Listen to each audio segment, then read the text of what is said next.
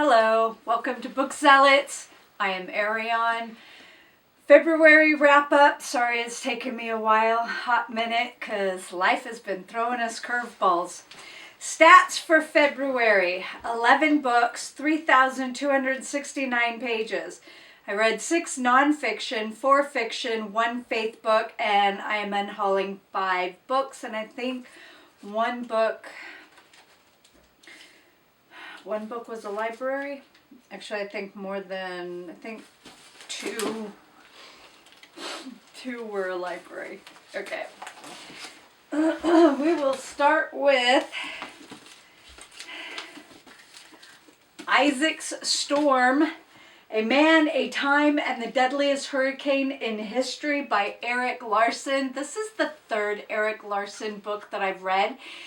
And, excuse me, Isaac worked for the weather, and for some reason the word hurricane put people in a frenzy, and the weather people decided that they were not going to say that word, and it ended up being a hurricane. And this hurricane was the worst to hit Galveston, Texas at that time. I believe the year was 1900. Isaac did try to warn people that were actually on the beach to go home. A storm was coming, so some lives were saved. Cuba was apparently sending information, and the person in charge wasn't Isaac. The person that was in charge to make the calls made a bad call.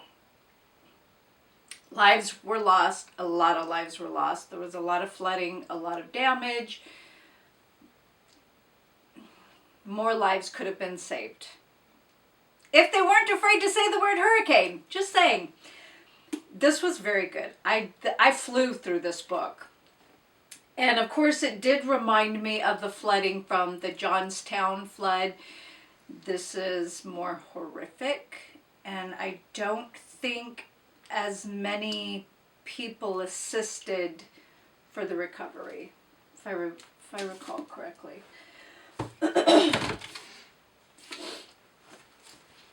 Then I read Adrift, and I don't have it because it's a library book, so I'll have to put the card right here. And it is by Brian Murphy and Tula Vlahu. No, I'm sorry, I don't know how to say the last name. And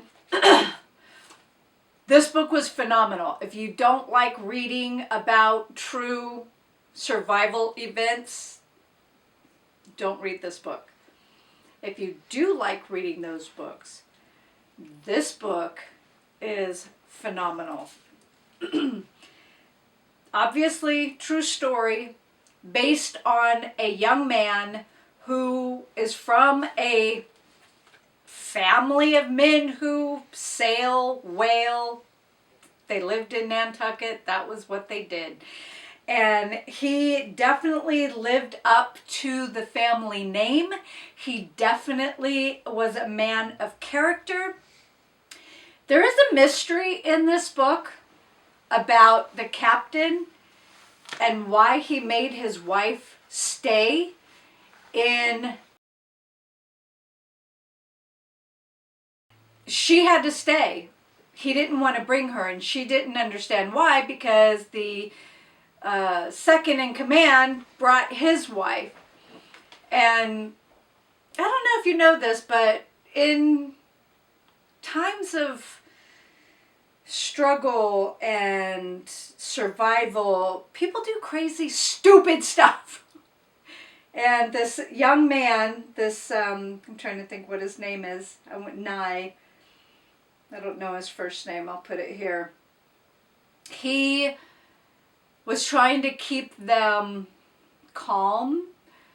Don't drink the seawater. It's too salty. You're going to go crazy. Is that the third? Like, just trying to keep everything mellow.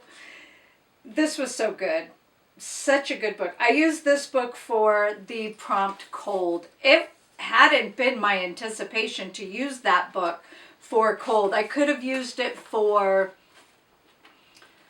Shipwreck as well. I highly recommend it. Oh, and then there's another one. Oh, hi, what's up? Then I read a book that I actually bought for Prometheus, and I heard about this book from Book Time with Elvis. Mark had recommended this quite a while ago. Like I said, this was a couple years ago, and I bought it for Prometheus.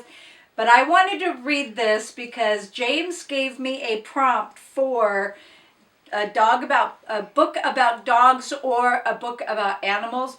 He said dogs, but then somebody else had recommended read a book about animals, so I combined both the prompts together so I could use both of them. Anyways, the incredible true story of a World War II airman and the four-legged hero who flew at his side. The original manuscript was written by this human, and the thought processes between the human and the dog is so hilarious that you really forget it's a dog. Was he really thinking of that? Like, how do you know that? But it was so good. And he was a smart dog, better than Lassie. However, if he was so smart, why didn't the humans listen? Number one. And number two, why didn't the human train him not to stay out in the cold waiting for him? I don't know what kind of breed he was. He kind of looks like a German Shepherd, but it's that European, what's that European breed?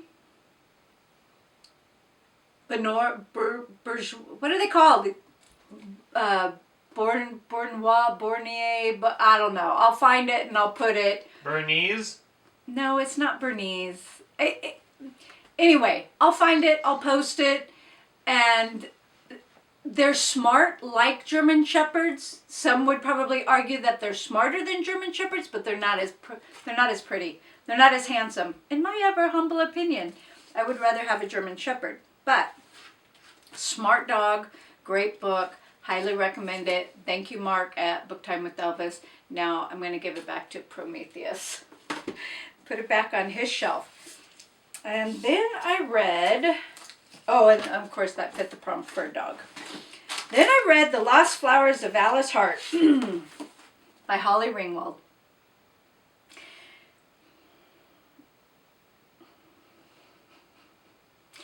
This book, I have so many issues with this book. So it starts out, and I love Alice in the beginning when she's a child living with her mom. Her dad is a narcissist. Her dad is abusive, very abusive, angry individual. He doesn't just abuse the wife, though. He also abuses Alice. And Alice's mom grows flowers, and she teaches Alice all about the flowers. Alice doesn't go to school. She's not allowed to go to school. She's not really homeschooled either. There's so much depth to this story, and yet it goes off the rails very quickly. I don't want to give anything away, but this book deserves its own review, and not in a good way. The women at the flower farm live in the past, go to a lake, have incidences with strange men. What are they doing? I don't know. And then babies happen. Hello. And then you have incidences or families like Alice. I do not like this book.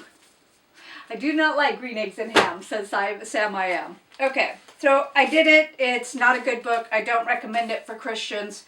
And moving on. The next book that I read was also a library book, and I used this one for the prompt cult. And it is, sorry, I'm going to have to put a card because I don't have it. The House of My Mother by Sherry Frankie. She did a really good job writing this book. She got out before the full on, and I say full on, physical, mental abuse. She did experience getting smacked. She did experience certain mental manipulations, especially as she was just starting to get to the end of her teenage years to go to college, but not to the extreme that the youngest two children experienced. I respect that she does not use the names of her siblings, except for the older brother. Well, she's the oldest, so except for her and her younger brother, who's also of adult age, I believe his name is Chad.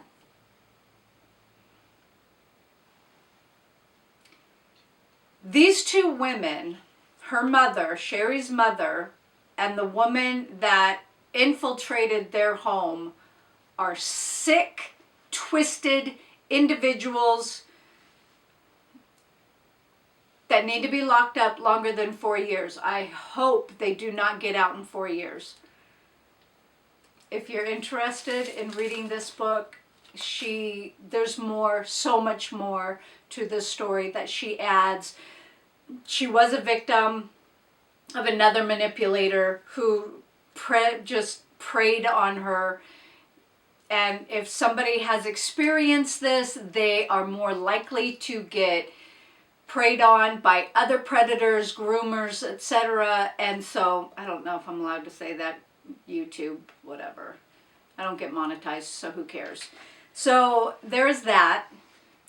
But if you know, and if you're aware, and she now is, she'll be more alert and less likely to get targeted and manipulated. So that's good. Then I read Thunder of Heaven by Tim LaHaye and Craig Parshall, because SAS, serious about series, all year, not just in September. If you know, you know. So I had originally thought it was for September only. Confusing Lizzie Faye Loves Books, serious about series, and Krista at Books and Jams series that happens in September. I was mixing them together, got completely discombobulated. Anyway, so I read this. This is book 2, I think. I think this is book 2, Thunder of Heaven. Yeah. So this is book 2. And because Prometheus and I are going to go to the half price in Lexington, I am rushing through the rest of the series. There are 2 more books to get them all read, together so that I can sell them all at the same time. So Thunder of Heaven, like I said with the first one, it is like a Jack Reacher adventure, but clean and faith-based. So if you're a Christian and you like adventure, action-packed, guy kicks a bad guy in the butt, like that, then I would recommend this series. This is so much better than the Left Behind series. The quality of writing is 1,000 times better, and I don't know if that's because of Craig Parshall. I don't know. I haven't read the other author that worked with LaHaye on the Left Behind series. I have his series, so I'm going to try them both and see who the better writer is. The 3rd book is Brink of Chaos. The 4th book is Mark of Evil. This is better than book 1, which was The Edge of the Apocalypse, about Joshua Jordan, the Round Table, his wife Abigail, who's the lawyer, captured, redemption, repentance, etc., etc., etc., etc. So I recommend this book. Oh, I don't know if I have this one up here. Oh, yeah, I do. Okay. Then I read this little doozy, Lafayette by Harlow Giles Unger. And this one was for one-word title. It could also be used for cursive. Lafayette was born and raised in France. I did not like him. Then he came to the colonies to help with the revolution, and he became a man. And then I liked him. This person So upstanding. Love who he became. He tried so hard to make France a better country. And they treated him like dirt. Wow. I do recommend this book, but if you struggle like I did in the very beginning, push past it. It does get better. I didn't like it as much as the John Quincy Adams book. I don't know, that one was just so much, I don't know, I just enjoyed that one better. I do remember laughing at that one more. This one is no laughing matter. It's a hard read. There's a lot of brutality in it, obviously. The French Revolution was savage. Disgusting, vile savagery. So there's that. So if you don't like reading that, this probably is not the book for you, but I do appreciate and respect the man, Lafayette. And by the way, his name is ridiculous. Let me see if I wrote it down. I think I did. Okay. Marie-Joseph Paul Ives Roch Gilbert du Motier de Lafayette. The Marquis de Lafayette. And imagine that with the French accent. So there you go. I could try, but I don't want to butcher it. Then I had another library book, and this one was first published in Japan, and I heard about this book from Tanya. I'll link everybody I mentioned in the description down below. And Tanya had read and reviewed this book, and surprisingly, my library had it. My question is, why does my library always have books that I normally wouldn't read? I feel underrepresented. So this one is Mina's Matchbox by Yoko Ogawa. Actually, you know what? I do have it. I haven't returned it yet. My goodness gracious. Okay, so I forgot I renewed it so that I could show it. So Mina's Matchbox, Yoko Ogawa. This book is so subdued. The translation is spectacular. There's not really like that stilted English, and yet you still feel that you are reading about a foreign family, not just because of the way they live, because the grandmother is German, and she came over before things got nasty in Germany. If you see where I'm going, okay? Interestingly, 1972 Olympics is in here, and I do know that a lot of people got triggered by that in the reviews for Goodreads. It's the time period. You don't like history? Too bad. Deal with it. It is what it is. And so part of the reason it's mentioned is because of Grandmother Rose. It fits. There's a lot of depth in the relationships of what is going on psychologically. Why was Mina having issues with asthma? The older brother was angry with his father for not being around. And if you read the book, you'll find out why. And what the cousin does. Who is the cousin anyway? I've already forgot. Tomoko, sorry. So Tomoko is 13 and she goes to investigate pretty much, and she leaves something behind, and that kind of woke the uncle up to what he was doing and should not have been doing. It was good. I liked this. It is slow paced because it's just their lives and not a lot happens. But it was still really, it does get better. It did pick up. I like that Tomoko went to the library, turtleneck librarian.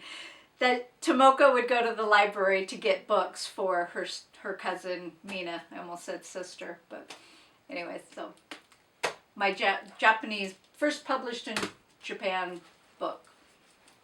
I recommend it. Then I read The Snow Child by Eowyn Ivy. This is not a book I would normally read. However, I used it for Cover Runs Off the Edge. It actually wraps all the way around. So, not a book I would normally read. This book takes place in Alaska, so it was originally going to be my book that I was going to use for cold. The premise is there's a couple that was originally from Pennsylvania. They have a baby, lose the baby, and the wife can't deal. She shuts down. She wants to leave. And it wasn't immediate. She did try to live life, but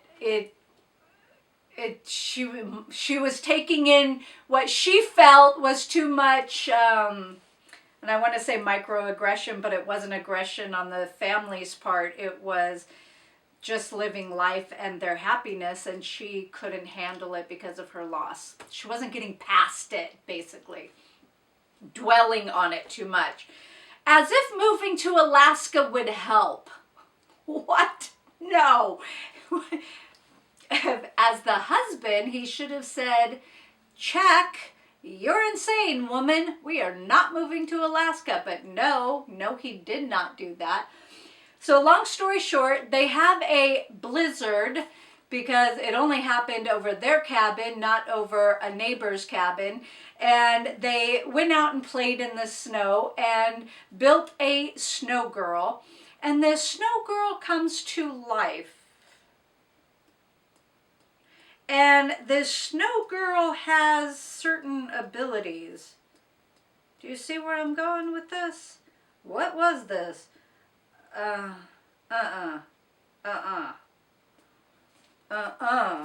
ain't playing that. Anyway, so there's a fairy tale. Apparently it's like Slovenia or Russian fairy tale about this. And then the woman, the main character, cabin fever, baby. So there's that. I read it. It's going bye-bye. Then I read America's First Ladies, and it was edited by Bill Adler. Sorry, the light is shining on this.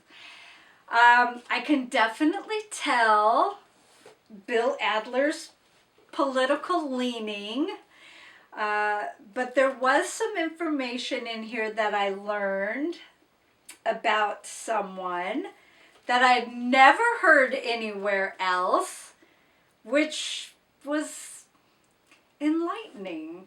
And I appreciated the fact that Bill Adler was so biased in his writing. There was just too much information from some women and not enough information from other women that he obviously did not care for. But from the older generations, there's just not a lot of information because you don't have the social media that we have today or the invasive news media that we have today. So for instance, you don't have as much on Grant. You don't have as much on Abigail Fillmore. You don't have as much on Lucretia Garfield or Ellen Wilson. One of the first ladies that was actually very active was Eleanor Roosevelt, and Bill Adler loved her, I think. Well, yeah, Bill Adler. Anyways, happy I read it. It was one of my read 26 books and unhaul them, so out of the house. Then I read for Set in Africa. Don't worry, I didn't read the whole thing. This book actually belongs to Prometheus, and I read 5 Weeks in a Balloon. The very beginning was so boring. It was just all the details of what the main character, Dr. Ferguson, had to do to set up this grand adventure, you know. And then, because it's a balloon, you have to have weight requirements.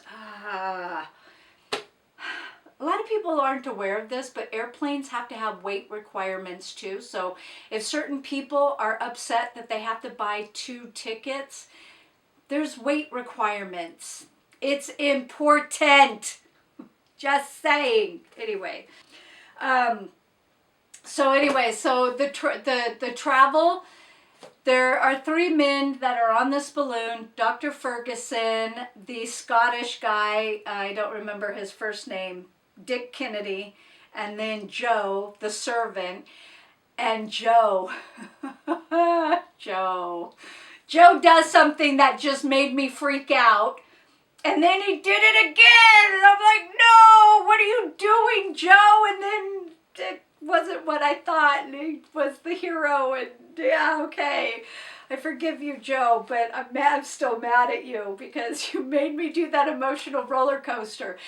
I was exhausted after reading this book. And I was talking to Prometheus about it, and he said the same thing. This story is so visceral and such an emotional roller coaster. Now, there was a part in it that I thought, that seems kind of racist. What is he talking about? So if you're easily offended about that, you might not want to read it, because it kind of took me aback. I'm like, whoa, wait, what? But you might be offended. I'm just going to say that. And there was a lot of information about tribes in Africa and their violence and cannibalism, the Arabs and that whole issue, and there's some violence, okay? So